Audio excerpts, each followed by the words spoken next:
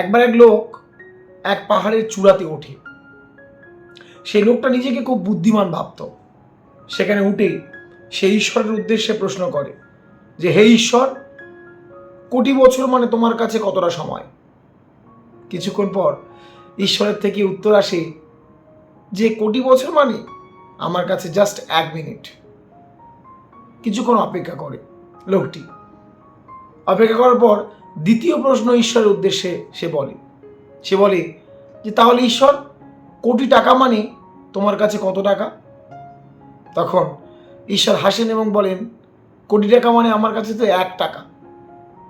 লোকটি তখন নিজের বুদ্ধি ব্যবহার করে বলল, তাহলে ঈশ্বর একটা কাজ করুন, আমাকে 1 টাকাই দিয়ে দিন। তার কারণ সে জানতো যে যদি ঈশ্বর 1 টাকা দেয় তার মানে সে কোটি টাকা পাবে। তার কারণ কোটি টাকা অর্থ ঈশ্বর বলেছেন যে 1 টাকা মাত্র। তারপর ঈশ্বরের থেকে উত্তর আসে যে তাহলে তোমাকে 1 মিনিট অপেক্ষা করতে হবে। অর্থাৎ ঈশ্বরের কাছে 1 মিনিট মানে কোটি বছর। লোকটিকে ওই কোটি টাকা পেতে গেলে কোটি বছরই কিন্তু অপেক্ষা করতে হবে। একটা ছোট্ট গল্প, কিন্তু আমাদের জীবনে অনেক বড় প্রভাব ফেলে।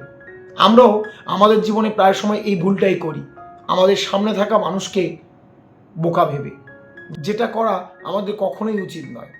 বিশেষ করে তাকে বোকা ভাবা একেবারেই উচিত নয় যে তোমাকে তৈরি করে, যে তোমাকে সৃষ্টি করে।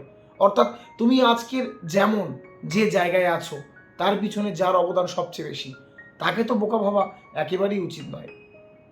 এই জন্যই আমি বলি সবসময়, নিজে মোটিভেট থাকুন, অপরকে মোটিভেট রাখুন, সুস্থ থাকুন, ভালো থাকুন।